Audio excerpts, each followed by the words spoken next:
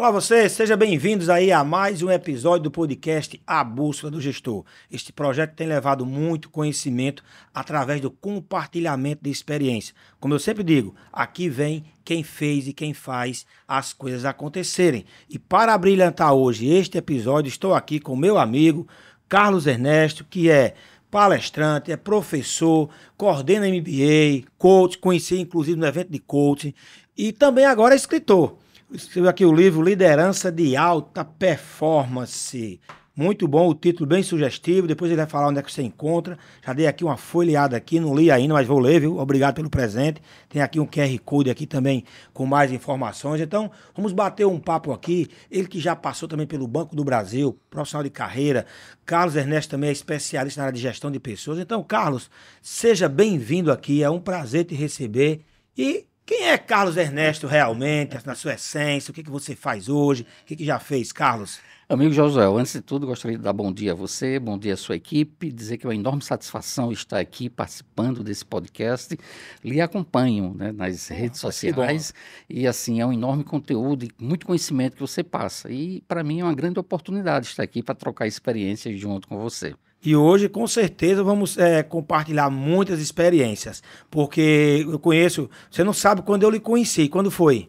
Foi em São Paulo que nós nos conhecemos. Eu conheci você fazendo uma palestra no evento da ABRH.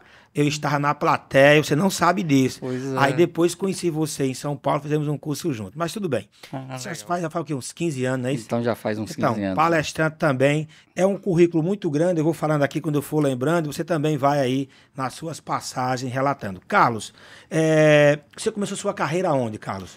Olha, eu comecei minha carreira aos 14 anos de idade, como office boy numa empresa em Campina Grande. Hoje nem existe mais office boy, né? Hoje é menor aprendiz, né? Tenho uma origem humilde, né? De uma família humilde, e precisei trabalhar muito cedo, inclusive para me manter e ajudar em casa. Assim também eu conheço um pouco de sua história, como você também, né? De origem humilde. Então, comecei aos 14 anos de idade. Então, se for somar o tempo que eu comecei até a data de hoje, dá mais de 50 anos no mundo corporativo, né? E eu posso dizer que essa minha primeira experiência como office boy em Campina Grande, no escritório de contabilidade, foi a maior faculdade que eu tive. Eu sempre falo, Carlos, que as coisas não acontecem quando elas acontecem. As coisas se materializam quando elas acontecem. Por exemplo, essa experiência que você teve como office boy, com certeza, quando se diz que foi uma grande faculdade, é que gerou ali aprendizados que você usou pelo resto da sua vida. Eu me arrependo todo falando isso porque hoje, o que eu faço hoje, eu aprendi com 8 anos de idade. Eu aprendi como vender com 8 anos, eu aprendi como o governo intervém no nosso negócio, eu aprendi como ter cliente, tudo quando eu comecei a vender aos 8 anos de idade. A ideia do governo é porque o negócio que eu lancei, meu pai foi lá e fechou, que era vender água, e ele disse que água não podia ser vendida, que é uma coisa de Deus. Então, eu brinco, digo, tinha governo? Tinha. Eu digo que isso era um negócio, né? E meu pai fazia a legislação e aplicava. E ele quebrou minha empresa porque ele mandou devolver o dinheiro. Ou seja, muita gente tem um negócio hoje e não se preocupa com a legislação. Quando vai ver, o modelo de negócio dele acaba sendo prejudicado. Então, com certeza, esse aprendizado trouxe para o resto da vida. Depois você foi trabalhar em quê, Carlos? Pois é, então eu comecei aos 14 anos, né? E como eu falei, foi praticamente onde eu aprendi as bases do que é o mundo corporativo, né? Porque foi onde eu aprendi o que é disciplina, o que é hierarquia, o que é trabalho em equipe, o que é conflitos entre equipes, o que é fogueira das vaidades, e tudo isso foi um grande aprendizado. E fiquei nessa empresa até completar 18 anos de idade. Quando eu entrei na faculdade, né? Faculdade que você fez, Carlos? A minha primeira formação foi licenciatura em matemática. E aí, aos 18 anos, comecei a lecionar porque eu tinha muita vontade de ser professor. Certo. E aí tive essa experiência, né? É a melhor profissão de ser professor, porque você compartilha o que sabe e ele se multiplica, né? Exatamente, e não diminui o que você tem, pelo contrário, né? Amplifica, torna-se exponencial o seu conhecimento. E aí comecei a lecionar, né? Aos 18 anos. Deixa eu fazer uma pergunta já aí. Qual é o papel do professor naquele tempo? Um tempo em que o professor era aquele indivíduo vocacionado a chegar e passar o conhecimento, para hoje o professor que ele basicamente ele tem que criar um ambiente de aprendizado, porque você está dando aula e os alunos estão ali pesquisando. Como é que você vê? Você que continua na sala, daquele seu sonho de ser professor, tá certo? Que meu abraço aqui carinhoso a todos os professores. Alguns falam carinhosamente que é professor, né? Mas qual é a profissão que existia, gente, se não fosse um professor, sabe? Isso. Sou apaixonado pela profissão de professor. É tanto que esse podcast aqui eu me sinto um professor, porque eu passo o que eu sei e ainda trago ainda pessoas como você para compartilhar o que sabe. Então, isso aqui é um ambiente com esse objetivo de ensinar. Mas principalmente, eu não eu sou um professor posso dizer assim, momentaneamente aqui, tá? Não tem a profissão de professor, mas aquele professor daquele momento para hoje, você consegue ver uma diferença, Carlos? Olha, José, você está trazendo uma coisa muito interessante, né? Porque a gente é professor independente da sala de aula, né? Muita gente Muito pensa bom, que cara. o professor é só aquele que entra em sala de aula, que traz o livro debaixo do braço e tem um conteúdo para repassar. Na verdade, a gente é professor no dia a dia também, né? Em qualquer atividade que a gente exerça, né? Até mesmo quem não tem uma atividade profissional pode dizer também que é um professor, porque a gente sempre tem o que compartilhar. Então, a base de quem é professor é compartilhar aquilo que sabe. E nesse movimento de compartilhar, como diz aí, né, os literatos, né, você está mais aprendendo do que ensinando. E é esse o grande aprendizado que eu tive, né, na profissão de professor, foi exatamente isso, né? Eu aprendi muito mais quando eu ensinava, quando eu dava aula, do que propriamente quando eu lia um livro, porque é uma experiência extremamente marcante e a gente não só se sente na responsabilidade de passar o nosso conhecimento, mas de adquirir outras competências, né? Que é a competência da criatividade, a competência de lidar com diferentes tipos de pessoas, né? A competência de superar desafios, né? Naquela época não existia telefone celular nem internet, mas nós enfrentávamos também outros Eu gosto sempre de desafios. falar que eu não sou daquela época, sabe? Eu sou do Uber pra cá, tá? É de quê? Do Uber pra cá, Do tá? Uber para É, cá. Carlos, é engraçado você falando isso aí, Carlos. Eu me vi agora na lembrança. Quando eu fiz a pós-graduação na Getúlio Vargas, eu fiz 3 pós lá. Fiz uma de marketing, gestão empresarial, gestão em comércio e venda. E essa eu resolvi fazer diferente. Então, eu pegava o material com os professores e juntava amigos meus e dar aula para eles. Antes da prova. Então, na Hum, prova eu nadava de braçada, porque quando eu hum, ensinava eu aprendia mais, sabe? E outra coisa, depois eu montei, quando eu assumi lá o programa Paraibano da Qualidade, eu peguei o modelo de excelência e montei os workshops. Aí fui dar hum. aula. Eu tava um craque na aula, porque eu tinha aprendido lá. Por isso que eu falo, as coisas acontecem quando ela se materializa. O que você aprende tem essa finalidade e muitas vezes essa utilidade. E aí, Carlos, muito boa sua colocação de que você é professor em todos os momentos. Muito bacana essa reflexão. Depois, Carlos, você foi para onde depois? Pois é, com 18 anos de idade, comecei a ensinar e me tornei concurseiro, né, porque eu tinha uma experiência já no mundo empresarial, né, na minha experiência como office boy, depois fui promovido a cargos administrativos, e com o aprendizado em matemática, isso me deu um upgrade, vamos dizer assim, para me sair bem em concursos públicos. E aí comecei a fazer concursos, né? Passei em torno de 12 a 13 concursos públicos, né? Passei em concurso para ser professor do Estado, fui professor por 15 anos na Você no rede liceu, estadual. não? Não, em Campina Grande. Eu sou de Tá, Campina tá. Grande e ensinei na Escola Polivalente de Campina Grande, que Certo. fica lá no Catolé. Quando eu vou a Campina Grande, eu sempre passo lá para ver o colégio, onde também fez parte de minha história, né? Então, ensinei matemática por 15 anos, mas em paralelo com o magistério, eu passei a fazer concursos públicos e passei em diversos concursos. Um deles foi o concurso do Paraiban, não existe mais, o Banco do Estado da Paraíba. E aí entrei no mundo bancário. Amigo, eu abri minha primeira conta no Paraiban, agência Maciel Pinheiro. Peguei meu primeiro talão de cheque, um cheque goiaba, vermelhinho. Isso. E eu andava, cara, com a capa, comprei uma capanga na mesbla, cara. Tô denunciando a idade não, viu? Uma capanga na mesbla e botava debaixo do braço assim. Eu era o cara, meu amigo. Isso. Fazia questão em abrir assim, pagar. Eu era o único que tinha dos taxistas na época, eu fui taxista, né? Ah, quando ia pagar assim, o posto, quanto deu quanto aí? Passar o checão lá, que coisa bonita, rapaz. Como Pois muda, é. hoje é um Pix. A gente já termina se denunciando, né, contando as nossas histórias, mas Hoje o Paraibano nem mais existe, né? Eu tenho 52 anos, tá certo? Eu sempre digo que, claro, eu tenho 52 com cara de 40 e cabeça de 15, tá? Entendeu? Ou E seja, corpinho de 16. então assim, e eu digo mais, envelhecer cronologicamente é um privilégio. É um privilégio que envelhecer cronologicamente. Envelhecer espiritualmente é uma opção. Nós temos aí jovens, velhos e velhos jovens. Outro dia eu sempre gostei daquelas cantorias de viola, quando meu pai era vivo. Vou tentar aqui ver se eu lembro, tá? Se eu lembro aqui. Num verso lá, o cara falou o seguinte. Eita, que eu fui buscar longe agora. Viu? E ele falou o seguinte: eu admiro a mocidade em não querer envelhecer. Velho ninguém quer ficar, mas moço ninguém quer morrer. Só se vive se for velho. Bom é ser velho e saber viver. Olha, lembrei.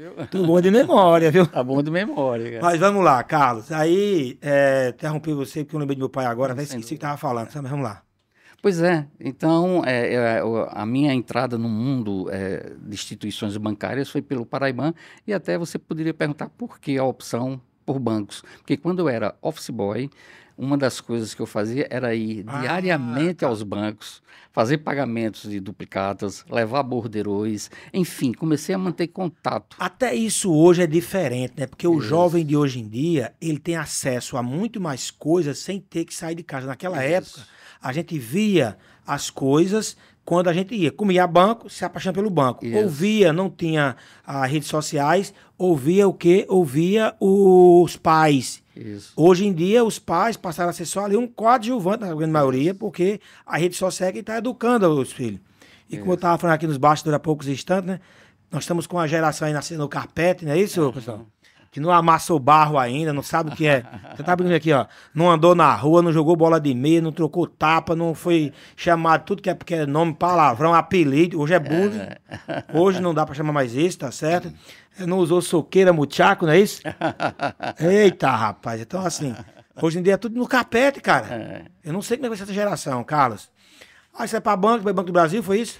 Isso. Eu fazia esses trabalhos diários, né? Ia para todos os bancos em Campina Grande. E eu ficava encantado em entrar naquele ambiente onde as pessoas me atendiam muito educadamente, bem vestidas. Eu disse, um dia eu vou trabalhar num banco. Acho que é uma boa opção de trabalho.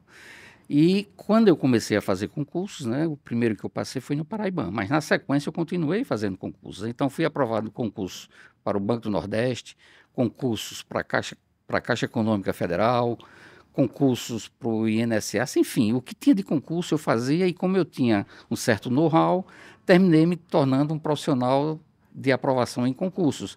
E o Banco do Brasil foi um dos concursos que eu fiz e consegui aprovação depois de várias tentativas, né? E aí, quando saiu a possibilidade, né, de ir trabalhar no Banco do Brasil, a Caixa Econômica também me chamou simultaneamente, né? Só que eu optei pelo Banco do Brasil porque visualizei que lá eu teria uma perspectiva de um crescimento. Né? Mas você não fez curso de datilografia, não, né? Fiz prova. Tinha que dar 270 toques, era isso? Isso. A, B, C. Isso. E era uma das exigências do Banco do Brasil, era você saber... você saber datilografia e dar 270 toques. Acho que era isso. A quantidade por minuto, toques eu não me lembro. E eu não fiz aquela desgraça, rapaz. Pois eu fiz. Eu me lembro que eu estou apto a fazer o concurso do Banco do Brasil. Mas dizem que a máquina da datilografia é muito moderna, né? Porque é o único computador que digitava e já imprimia ao mesmo tempo, né? Simultaneamente, né? Eu sei que muitos estão nos assistindo aqui agora, nos ouvindo. Não sabe nem o que é isso. Não sabe nem o que é isso, sabe, gente? Mas pesquisa aí, tem um site que você encontra, chama-se Google, tá? Carlos, vamos lá, Carlos. E aí, você, toda essa sua trajetória, tá certo? Você agora coloca com certeza parte dela nesse livro aqui, Liderança de Alta Performance. Tem um podcast que eu sou fã, eu sou piolho de podcast, sabe assim? Há vários que eu escuto, e um deles é o Resumo Cast. Recomendo demais. Aqui é um lugar de compartilhar experiência, então compartilhar com vocês este podcast é um prazer muito grande. Lá são resumo de livros de negócio. Ele tem uma pergunta que ele sempre faz, que é o seguinte: qual é a essência do livro? Qual é a mensagem central desse livro, tá certo? O que ele resolve? Por que você resolveu? Primeiro, porque você resolveu escrever, Tá certo? Depois, ou a ordem, você quem diz aí, e o que ele resolve esse livro? Quem lê, o que vai achar aqui, Carlos? Legal. Começar pela segunda pergunta que você fez, né? Qual seria a essência, né? A mensagem principal. A mensagem principal está no subtítulo, né, do livro, né? Como se tornar um líder inspirador. Porque eu trago, né, um manual prático, é um guia prático para se tornar um líder inspirador. O que é que eu trago no livro? A minha experiência profissional como líder, porque ao longo de minha trajetória, né, trabalhei 25 anos no Banco do Brasil e desses 25 anos no Banco do Brasil, 10 anos na direção geral em Brasília, na diretoria de gestão de pessoas. E lá eu mantive contato com o que existia de mais atualizado, porque o Banco do Brasil é uma grande universidade também, né? E foi lá onde eu consegui colocar na prática tudo o que tem aí no livro, né? E não só no banco, mas também a minha experiência como professor, a minha experiência como empresário. Eu sintetizei todas as dores que eu tinha quando exercia cargos de liderança, exatamente para compartilhar a minha experiência, como superei muitas dificuldades, como superei muitas dores como líder. E aí eu trago, né, busco dar uma contribuição prática. A minha preocupação não é trazer teoria sobre liderança, porque isso a literatura está repleta, né? Mas a experiência prática, como foi a minha experiência, e tento compartilhar essa experiência com quem sentir dores que sejam parecidas com as dores que eu sentia quando exercia cargo de liderança. Então, essa é a síntese, né, do livro. Carlos, nós temos, assim, eu e você, que nós começamos nossa vida profissional no mundo off, para o mundo online, certo? Eu me lembro que eu fui vários eventos onde umas das discussões era o seguinte: deixar ou não o funcionário usar o telefone. Uma coisa bem básica aqui, tá? Então, ouvi muito isso. Deixa ou não? Não, na minha empresa não pode porque o cara tem que guardar o telefone. Não, na minha eu libero. Ouvi isso. Como eu estou ouvindo hoje, eu tenho um empresário amigo meu que diz: não deixa usar o chat GPT. Eu só não uso o chat GPT hoje para rezar, tá? Mas eu ainda pergunto assim, qual a melhor oração do dia? Porque, claro, o chat GPT você tem que saber usar, tá certo? Não é assim, ele não traz, só para quem não usou ainda, e muita gente tá usando, eu tava fazendo experiência com a minha história, né? E aí eu escrevi e colocava: nasci no interior do interior, no estado do interior, tá certo? Como você pode a minha foi uma vida muito difícil, e como você pode me ajudar a escrever um texto. Aí um texto, aí ele colocou: eu nasci num ambiente bastante pobre, onde meus pais passavam por dificuldade. Ele não vai saber qual é a dificuldade, tá certo? Ele não vai saber que era um ovo para 14, tá? Dali mamãe começou a fazer pirão de ovo para poder render, que hoje em dia chama de cabeça de galo. Ele não vai saber disso, mas ele consegue corrigir a concordância. Então, se eu botar porcaria, sai porcaria. Ele não vai saber a essência. Não espere que ele nunca vai saber o que é amor, o que é o sentimento. Ele pega uma... Mas o que acontece? Eu tenho um empresário amigo meu que diz que não deixa usar na empresa dele. Não vou fazer aqui juízo de valor. Na minha, eu incentivo o uso. Tá certo? Eu incentivo o uso de maneira, como eu falei, não trocando a essência, tá? Você tem que ir lá e corrigir. E você, o que você viu de maiores mudanças nesse ambiente quando você chegou? Alguns exemplos. Eu trouxe 2 aqui, tá? Desse líder do passado para o líder do futuro. Amigo Josué, você está tratando de um tema que é extremamente desafiador, não só para quem é líder, mas para quem está no mundo do trabalho. Como conviver bem com os avanços tecnológicos. E a minha opinião é que a tecnologia é um caminho sem volta. Não adianta resistir. O que nós temos que fazer é como aproveitar essa tecnologia a nosso favor. Da mesma forma que hoje o problema é o chat GPT, antes era o Google. Para quem é professor, você me perguntou como foi a sua experiência de fazer a transição, né, do mundo tradicional, do ambiente de sala de aula, para o mundo atual, onde os alunos estão todos dispersos, né, no celular. Nós, como professores, nós temos que nos adaptar a essa realidade. E ao invés de incentivar o aluno a usar o celular em sala de aula para estar trocando informações no Zap sobre fofocas, você pode incentivá-los a fazer uma pesquisa em sala de aula sobre o assunto que está sendo tratado em sala de aula. Então, o grande desafio é como converter a tecnologia a seu favor. como trazer a tecnologia para o mundo empresarial de forma que ela possa contribuir com os resultados da empresa. Eu vi outro dia, não vou dar o crédito aqui, não sei a quem foi, não sei se foi aquela Marta que escreveu o livro Eu, Você e o Robô, que ela falou o seguinte, não, lembrei, foi meu amigo lá do Rio de Janeiro, o Nepomuceno. Ele falou o seguinte, as novas tecnologias podem nos tornar mais humanos, tá? É um pouco o contrário do que dizem por aí, né? Estamos sendo robotizados, porque se você souber usar de maneira eficiente, ou seja, o que é que eu transfiro, por exemplo, até falei aqui no episódio anterior, né? O cara chega em Londres agora, diz que os táxis de Londres são os que conhecem o maior número de ruas. Eu nunca fui em Londres, não fui ainda. Eu chego lá agora com um aplicativo, quem é que consegue encontrar as ruas com mais facilidade? Sou eu lá que nunca fui com o aplicativo ou o cara que conhece porque mora lá, sabe? Então, ele é uma ampliação de você. Se você não souber usar, aí vai se tornar escravo e daí por diante a gente conhece as mazelas que tem vindo. Então, assim, eu acho muito legal que você diz assim, utilizar de maneira assertiva. Por exemplo, na minha empresa, eu tinha 12 pessoas no receptivo, tá? No call center receptivo. E minha supervisora pedindo mais 4. Mais 4 TMA, que é o tempo de resposta da equipe. Para quem não conhece essa linguagem. Está alto, preciso de mais 4 colaboradores. E eu pedi a ela, me dá uma solução melhor para melhorar os processos. Primeiro que a minha empresa ela é montada hoje para o cliente não ligar para mim. Se ele ligar para mim é porque alguma coisa saiu errada no processo. Tem que investir no... Não, enfim. Ela não conseguiu mostrar uma solução. Eu fui lá, busquei outro canto, instalei um robozinho. Quando falo em robô, não é aquele bicho feio de ferro, não. Tá? É um algoritmo. Faço melhor com 8 do que eu fazia com 12. Aí tem alguns aí desinformados de plantão que dizem assim, desempregou 4. Não. Eu contratei mais 15 para outras áreas. Só que não são mais aqueles. Se ele não tiver preparado. Então, assim, hoje, o papel hoje do profissional é buscar estar atualizado com essas novas tecnologias, para que quando as oportunidades surgirem, eles possam abraçar. Mas tem muitos que dizem o seguinte, fica aguardando aquela cota, aguardando aquela dependência, achando que o mundo é injusto.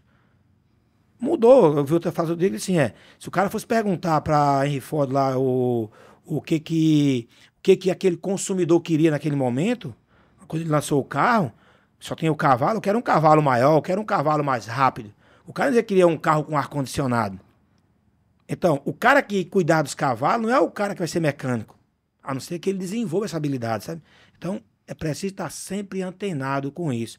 Não é só o professor. E eu vi também outro dia, Carlos, que mais de 40% de todos os processos feitos hoje serão automatizados.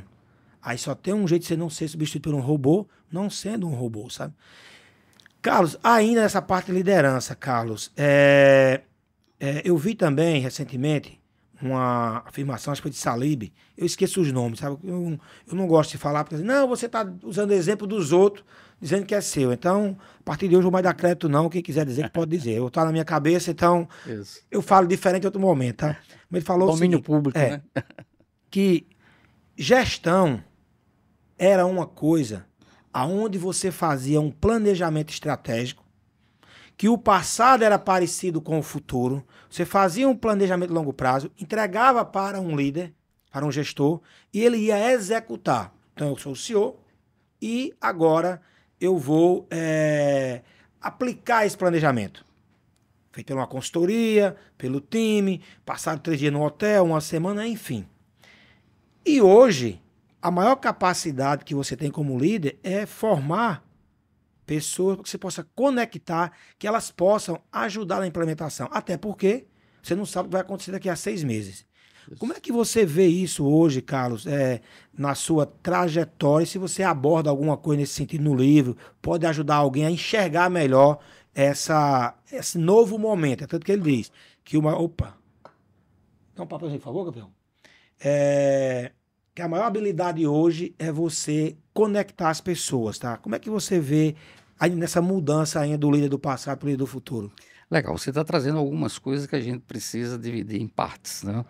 A primeira é relacionada a planejamento estratégico, né? O desafio hoje que as empresas vivenciam e quem atua como consultor, como eu, na área empresarial, né? Uma das áreas, né, que eu atuo como consultor é exatamente planejamento estratégico. Como fazer um planejamento estratégico se a gente não sabe o que é que vai acontecer daqui a um mês, né? Há um evento no mundo que tudo o que foi pensado para daqui a 5 anos perde totalmente o sentido. Então, dos desafios para quem se envolve com planejamento estratégico é reduzir a questão temporal desse planejamento. Então, antigamente, via de regra, os planejamentos eram feitos para 5 anos. Hoje você tem que ter um planejamento para 1 ano, mas com uma perspectiva de que esse planejamento possa ser revisto a qualquer momento. Porque pior do que você ter um planejamento estratégico que tenha que ser mudado por conta das intercorrências é você não ter planejamento nenhum. Então, você ter algum planejamento é você dizer, eu tenho objetivos a serem alcançados. Se tudo correr dentro das condições normais de temperatura e pressão, eu pretendo daqui a 1 ano, você como empresário, você como responsável por um podcast, eu pretendo ter um curso de liderança para vender. E para você fazer esse curso, né, de liderança para vender, você precisa se planejar. Você precisa colocar o que é que você vai construir nesse curso, quando é que você vai fazer isso, o valor do investimento que você vai ter, enfim. O planejamento continua sendo estratégico. O que diferencia é a questão do tempo. Carlos, quando eu falo de planejamento estratégico, eu não deixo de lembrar de um episódio que é incrível, sei que todos que estão nos assistindo, nos ouvindo, que é daquele tempo, que tem acima de 10 anos, já sabe, aonde você estava no dia do atentado ao World Trade Center. A gente não consegue esquecer, né? Exatamente. Você lembra exatamente onde você estava. Eu estava na Feira do Banco do Brasil, eu acho que ao vivo o segundo avião batendo, sabe? Uhum. Tirado o lado macabro, tá certo? Eu nunca vi nada tão bem planejado igual aquilo ali. Porque aquilo não aconteceu assim. O cara, a mãe disse, hoje eu vou atacar os Estados Unidos hoje, sabe? E meia hora foi lá e fez. Aquilo não aconteceu assim. Aquilo foram anos de planejamento. Uma gestão de pessoas, ser capaz de achar aqueles malucos, capaz de dar a vida para ter a vida de pessoas.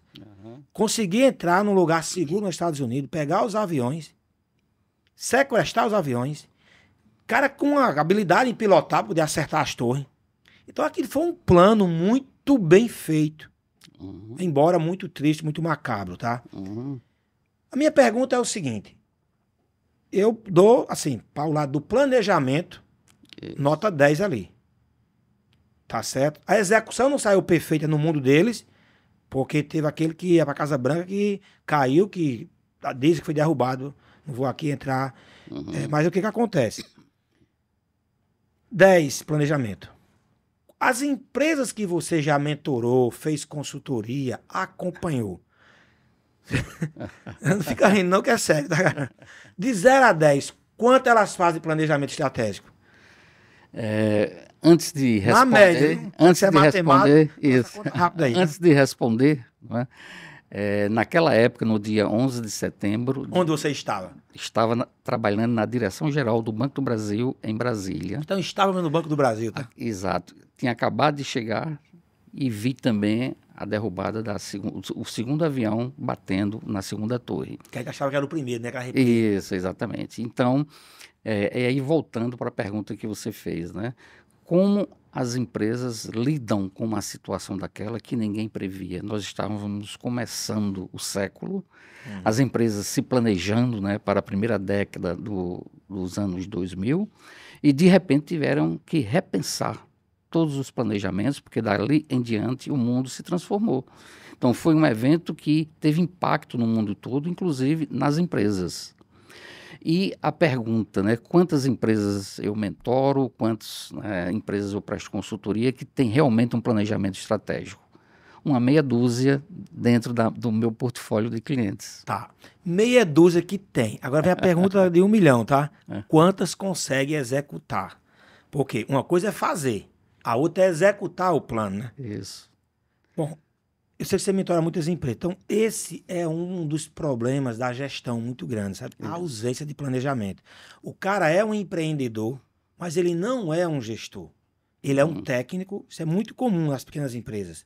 Ele é um técnico, amanhece o dia com uma crise de empreendedorismo, abre um negócio, sabe fazer bem feito a entrega ali, mas a gestão do negócio, que é empreender é uma coisa, fazer a gestão é outra. E daí a taxa de mortalidade tão grande. Isso. Daí duas coisas. Esse podcast é para compartilhar essa experiência de quem... Eu trago muita gente aqui que passou por episódio, mas também é um objetivo de procurar transformar este cara que é empreendedor em um gestor. Porque em todos os segmentos, se você pensar agora, Carlos, tem gente que está crescendo e tem gente que está fechando as portas. Por quê? Será que é azar? Será que é a lua? Será que é o dólar? Será que é o governo? Será que eu não tenho sorte na vida? O ambiente é o mesmo, cara. Isso. O ambiente do negócio é o mesmo. Devo dizer que é um ambiente inóspito, né? Empreender não é fácil. Mas você tem que estar preparado para enfrentar o desafio que a vida lhe proporciona. Então, assim, empreender, e muitos acham que abrir uma empresa, né, é para você ganhar muito e trabalhar pouco. É ganhar muito até ganhar. Mas trabalhar, amigo, trabalha muito, tá certo? Carlos, ainda do livro aqui, nós já estamos caminhando aí para na reta final, nosso bate-papo, tá certo? Ainda sobre o livro, você vai lançar oficialmente aí nos próximos dias. Estamos gravando aqui que dia é hoje, gente? Que dia 2, não é isso? Hoje é 2. Dia 2 de junho de 2023, né? Isso. São João aqui no Nordeste já está cantando cantando pau, como se diz, né? Assim, Campina Grande já inaugurou ontem, não é isso? Isso. E os interior pega fogo, a gente sabe. E você lança oficialmente dia 13, é isso? Isso. Dia 13. E o que mais de um livro você pode falar aí para quem está nos assistindo, nos ouvindo? Onde pode encontrar? Faça seu jabá também aqui, tá? Pode vender. Legal. Eu sempre cobro uma comissão, mas que não vou cobrar, tá certo? Brincadeira, legal. Galera. Algumas questões, né, que você trouxe que eu acho interessantes, né? Como as empresas, os empresários, né, devem migrar de apenas ser empresário para serem gestores, né, que esse é um grande desafio. Muitos se tornam empreendedores, empresários por necessidade e não por uma oportunidade. Existem vários tipos. Você entra no mundo empresarial porque você perdeu o emprego, está sem trabalhar e precisa ganhar dinheiro para sobreviver. Busca um negócio, muitas vezes você não está preparado. Esse é por necessidade, né? Isso, é por necessidade. E tem outro que visualiza uma oportunidade. Por exemplo, você descobre que tem um estúdio que faz podcast e você pretende, né, escalar um produto que você tenha na área de vendas, pretende você tem a competência para desenvolver um curso na área de vendas e aí você se torna empresário no mundo digital.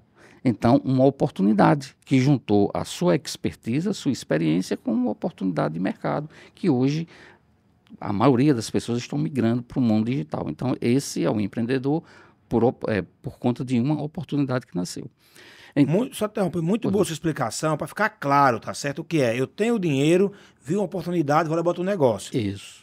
Precisa de gestão também. Isso. O outro eu tô com perdi o emprego, recebi minhas contas, vou abrir um negócio aqui por necessidade e precisa de gestão também. Isso. Eu dou esse exemplo sempre, Carlos, mas diferente, tá? Eu uso meu pai como exemplo.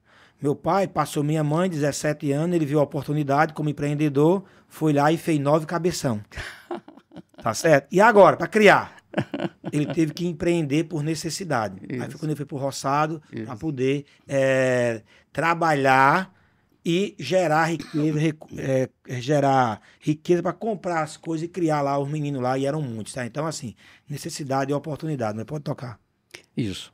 Então, alguns que se tornam empreendedores por necessidade pode até dar certo, mas no percurso chega num determinado momento em que ele sente a necessidade de profissionalizar a sua empresa. E essa experiência eu tenho como consultor. Muitos empresários me procuram porque a empresa está dando certo, porque está crescendo.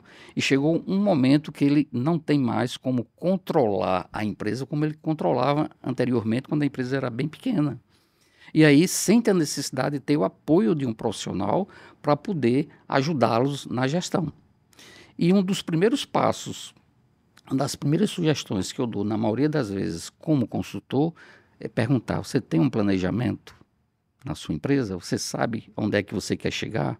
Onde é que você quer chegar daqui a 6 meses, daqui a 1 ano, ou até daqui a 5 anos? Você tem um plano B se essa atividade sua não der certo? Quais são as alternativas que você tem? E tudo isso, né, seria o pontapé. Por isso que tem muita gente que critica, né, o consultor, principalmente quem trabalha com planejamento estratégico, porque uma das coisas que a gente busca sensibilizar o empresário defina qual é a sua missão, qual é o seu propósito de vida. E de que Começar pelo porquê, não é lá? Exatamente. Então, um vídeo interessante do Simon Sinek. Isso, Simon Sinek. Sinek, que ele fala sobre isso, né? Muito interessante. Só interrompendo, sabe, isso. Carlos? Questão do consultor. A questão é que tem consultor e consultores. Uhum. Se você passar ali agora e jogar uma pedra no pé de manga, cai 18 consultores. Se balançar, cai mais 35. E qual é o problema, tá certo? É tanto que eu falo de cara, que eu tive todo tipo de consultoria. Uhum. Pela mim, passou uns 20 consultores. É tanto que eu resolvi abrir uma empresa de consultoria também, tá? Olha aí. Mas, que eu chamo de FV Gestão. Uhum. Porque a faculdade da vida é em gestão. FV Gestão. Uhum. É tipo assim, ninguém sabia que no planejamento estratégico vinha uma pandemia. Qual é o problema dos consultores, tá? É que, para você ser um consultor, você precisa ter realmente expertise no que você está fazendo. Isso. No coach tem muito disso. Isso. O cara faz um curso final de semana que agora é coach. Isso. O cara leu um livro, agora eu sou consultor. Tudo bem, todo mundo é bom em alguma coisa, mas ninguém é bom em tudo. Isso. Se tem um ser humano que é bom em tudo, eu não posso ter vivido 52 anos sem conhecer essa pessoa. Por favor, me ligue, manda um direct, faça alguma coisa, eu quero lhe conhecer. Aí consultor funciona assim. Quem contrata um consultor, quando eu faço minhas palestras, eu pergunto se tem que consultar a plateia para contar essa história, sabe? Aqui eu posso contar, só tem você aqui, é meu correr, tá? Meu correr, porque os caras batem em mim, tá? Mas quem contrata um consultor, acha que contratou quem? Um semideus. Vai resolver todos os meus problemas. Esse cara é bom. O consultor, os consultores, não é o consultor, aqueles consultores, aqueles no pé de manga, eles não acham que são Deus, eles têm certeza que são Deus. Aí funciona assim, o cara tem uma expertise, aí vai lá e faz o trabalho bem feito. O que acontece, gente, com o seu cliente? Cara, o cara não só fica satisfeito, não só te paga bem, mas ele se apaixona por você. Isso. E ele passa a achar que você é capaz de resolver todos os problemas. Isso. Eu estou errado. Se o cara brigou com a mulher, ele compartilha com você. Falando de família. Se o filho está com um problema, ele fala com você. Se ele quer abrir uma nova filial, fazer um plano sei lá, você na área de gestão de pessoa, por exemplo, tá? Mas ele quer na área de tecnologia, ele fala com você. Se você disser assim, cara, não é minha praia, não, mas você é tão bom, cara, ele confia em você, assim não é? Isso, perfeito. Aí, muitos consultores escutam o canto da sereia, quanto é que tu paga? Isso. Eu li um livro outro dia, eu sei TI, e vai lá e faz. O que acontece? Primeiro, não entrega. Segundo, você vai ser julgado agora pelo todo. Antes ele te julgava, ele te avaliava por um procedimento que você tinha expertise. Isso. Agora é pelo todo. Essa questão de relação de consultor com cliente. É comum, não é? Querer que você faça tudo. Isso. Você está trazendo uma coisa que acontece muito no dia a dia do consultor, né? Eu não falei no início, né, que a minha primeira graduação foi licenciatura em matemática, mas depois eu migrei para a área de humanas e a minha formação básica é em psicologia. Uhum. Então eu fiz, né, graduação em psicologia, pós-graduação em psicanálise. Tudo a ver, né, cara? O que houve contigo? Pois tu fez matemática, exatamente. Tu fez assim para fazer assim? Isso. Okay. As pessoas... Você tem que buscar expertise em duas áreas. Geralmente me perguntam, né, como é que foi feita essa transição. Existe o lado direito do cérebro e o lado esquerdo. O esquerdo é o lado mais racional, o lado mais objetivo, mais prático, que tem tudo a ver com a matemática. Enquanto que o lado direito do cérebro é o lado da criatividade, da sensibilidade, do sentimento. Perfeito. E eu senti a necessidade de fazer as duas metades do cérebro funcionar. E, embora eu tivesse toda uma formação objetiva, prática na matemática, eu busquei uma complementariedade na psicologia. E aí me apaixonei também pelo lado direito do cérebro e hoje eu não sei mais nem resolver uma equação de segundo grau. Mas a junção das duas coisas me deram, né, uma possibilidade de ter um diferencial. Carlos, deixa eu voltar, deixa eu te interromper, Pois eu não. volto aí já já, tá? É interessante que hoje na minha empresa a gente está muito focado em implantar uma cultura de resultado, Uhum, tem que ter, não é filantrópica, a empresa para gerar resultado, e uma de aprendizado. Quando a gente uhum, aprende com a gente mesmo e aprende também buscando conhecimento fora, tá? Então tá uhum, muito ligado isso aí. Mas eu queria chamar também a atenção para uma coisa, que é por esse motivo de entender os dois lados do cérebro, que a uhum, mulher é mais inteligente do que o homem. Sabia disso? uhum. É um curso que eu fiz recentemente, a professora falou lá, eu não sei qual é a base de estudo que ela trouxe, mas antropologicamente falando, eita, como eu tô falando bonito hoje, viu, cara? Tá, muito bem. O homem caçava e pescava, Isso, uma duas atividades, e a isso, mulher ficava em casa para cuidar do menino, fazer a comida, não era isso? isso. Então o que que acontece? Ela desenvolvia mais atividade. É tanto que anatomicamente o ser humano, na média, não é o meu caso, tem a cabeça grande, tá certo? Mas anatomicamente, o homem tem o cérebro maior do que o da mulher. A cabeça da mulher é menor. No entanto, as conexões entre o cérebro direito, o hemisfério direito e o hemisfério esquerdo da mulher é maior. É como se fosse um tubo que liga os dois e o dela é maior. Se você não acredita, preste atenção quem é que vai para o supermercado e leva uma listinha. Entendeu? Se eu disser assim, pense você aí, vai você e a mulher no carro agora, que isso pode até gerar uma discussão, né? Tá certo? Eu não faço aqui separativismo, não. Eu tenho preconceito com preconceito, sabe, cara? Eu acho isso um absurdo. Mas olha só, o que que acontece? Se eu disser assim pra você, homem, agora, vou almoçar na sua casa, você vai ligar pra mulher e perguntar o que tem. No máximo você faz isso. Mas se for a mulher, ela vai pensar, peraí, eu tenho o quê? Eu tenho feijão em tal canto, eu tenho carne em tal canto, eu tenho isso na geladeira, eu tenho tal. Ela consegue fazer isso com uma maestria, uma facilidade que o homem não conseguem fazer. Uhum. Entendeu? Continua aí, você vai fazer essa migração. Não, mas eu vou aproveitar, né, esse seu comentário, porque as habilidades femininas já passaram, já desde bastante tempo, a serem extremamente valorizadas no mundo empresarial. Tanto é que processos seletivos, identificação de talentos, passou muito mais a valorizar habilidades comportamentais, né, de criatividade, que a mulher tem muito, de empatia, de se colocar no lugar do outro, que a mulher tem muito. Enfim, habilidades que o cérebro feminino tem mais facilidade de desenvolver do que o homem, e por isso que hoje as competências femininas são tão valorizadas no mundo empresarial. O meu livro traz um capítulo falando de identificação de Olha talentos, aí, tá vendo aí? A recrutamento, mulheres seleção, embora na Amazon. na Amazon você encontra, em todas as plataformas, Beleza. Mercado Livre, Magazine Luiza, não é? É esse aqui, pessoal. Que tem outros tipos parecidos, hein? Tem outros títulos parecidos, mas se colocar o meu nome, Carlos Roberto Ernesto da Silva, só tem eu. Tá. Aí chega exatamente no livro, né? Só tem você por enquanto. Vai que Por outros en- caras também, mas esse aqui, tá? Olha a imagem, viu? Isso. Pois é. Carlos. Desculpa interromper você de novo. Vai. Não, é isso. Então, o empresário hoje, né, o mundo empresarial, de uma forma geral, está valorizando muito essas habilidades, né, que, como culturalmente, eram mais afeitas ao mundo feminino.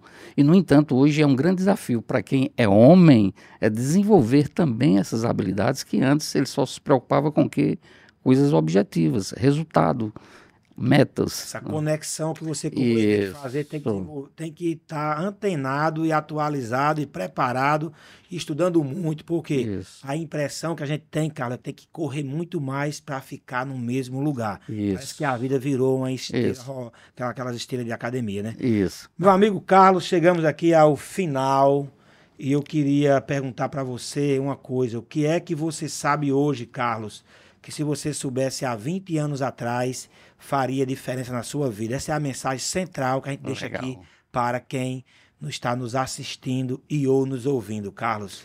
Legal, pergunta difícil, mas eu trago, né, uma coisa que eu aprendi e não faz muito tempo, que feito é melhor que perfeito. Se eu tivesse colocado isso em prática há 20 anos, esse livro teria sido lançado há 20 anos atrás. Tá certo. E eu quebrei, né, esse paradigma do perfeccionismo e cheguei à conclusão que tinha chegado o momento de registrar de forma literária o aprendizado que eu tive ao longo do tempo. Só que eu tinha esse sonho e vim empurrando esse sonho porque queria fazer bem feito. Ah, você tá me humilhando, cara, porque o meu faz uns 10 anos que eu vou escrever o meu e não escrevi ainda. Pois é. Só escrevi o título até agora, tem só o título, só o meu até agora, sabe? Então, escreva aí na sua mesa que feito é melhor que perfeito. Beleza, Carlos, muito boa a mensagem, tá certo? Vai me incentivar a escrever o meu agora, tá? Legal, cara. Faz um tempão que eu penso escrever, mas o meu não é nem... Né, eu já tenho a ideia central, o seu que escrever, a questão tem sido mais... Eu não digo tempo não, porque o tempo é igual para todo mundo, tá certo? Eu digo porque priorizar o tempo é a opção que cada um tem. Deus nos dá todo dia 24 horas e 1 minuto, sabia disso ou não? Não é 24 horas não, viu? É 24 horas e 1 minuto. Não, eu não sabia. Por isso que tem um ano bissexto a cada 4 anos. Legal. Se você fizer a conta, dá um dia a mais, tá? Legal. Tá certo? Então, mas são prioridades que eu tenho colocado outras à frente. Carlos, mensagem central aí para o seu público aí. Olha, primeiro agradecer a você. Central no final, na verdade, né? Pois é. Primeiro agradecer. Final e central, ainda logo tudo aí. Primeiro agradecer a você por essa oportunidade que você me deu de trocarmos experiências. Falamos mais de nossas experiências do que propriamente do livro, né? Mas eu quero aproveitar esse momento para convidar você que está nos assistindo para ir para o lançamento do livro no dia 13 de junho, agora, né, daqui a poucos dias, na Fundação Casa de José Américo, aqui em João Pessoa, em Cabo Branco, onde será uma enorme satisfação contar com a sua presença e uma grande honra ter você como leitor. E quem tiver interesse em conhecer o livro, né, Liderança de Alta Performance, um guia prático para se tornar um líder inspirador, entre em qualquer plataforma, né, na Amazon, na Submarino, no Magazine Luiza, coloca lá o meu nome, Carlos Roberto Ernesto da Silva, que você vai ter 2 opções de comprar. O livro impresso, que é esse que eu trouxe aqui para lhe presentear. Muito obrigado. E a versão digital também, que você encontra lá e que recebe, né, na mesma hora que confirma o seu pagamento. Então, será uma grande honra contar com pessoas ilustres, né?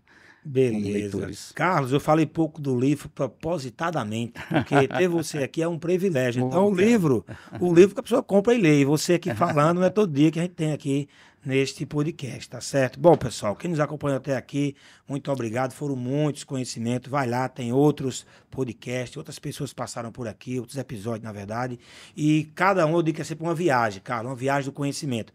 Cada episódio é uma estação, como se fosse uma viagem de trem que você entra e sai. Então, entra lá nos outros episódios que com certeza você tem muitos aprendizados. E eu sempre digo o seguinte, existem coisas que você vai ver aqui que você diz, eu estou precisando disso. E tem coisas que eu faço melhor ainda. É bacana essa comparação, tá? Isso. Mas também essa semana, eu sempre falo isso aqui, eu vi uma frase de uma blogueira, que eu não lembro o nome dela agora, mas ela falou o seguinte, a vida é como uma escada. Em qual andar você está? Em qual andar você está dessa escada? Então, quantas pessoas tem no andar de baixo? Que você esteve lá um dia. Então, para essas pessoas você pode ajudar, você pode contribuir. E se quiser criar um produto, cobrar por isso. Entendeu? Então, existem muitas oportunidades. Tá certo? Josué, aproveitando, eu gostei muito dessa frase que você trouxe da blogueira, que eu não conheço, né, de que a vida é uma escada e cada escada chega num determinado andar. Eu acrescento uma informação. Abra a porta em cada andar e veja onde você se encontra. Pronto, abra a porta em cada estação aqui no podcast. Você se encontra. Muito obrigado, Carlos. Foi um prazer muito grande aí. Tá? Imagina, o prazer foi meu, amigo.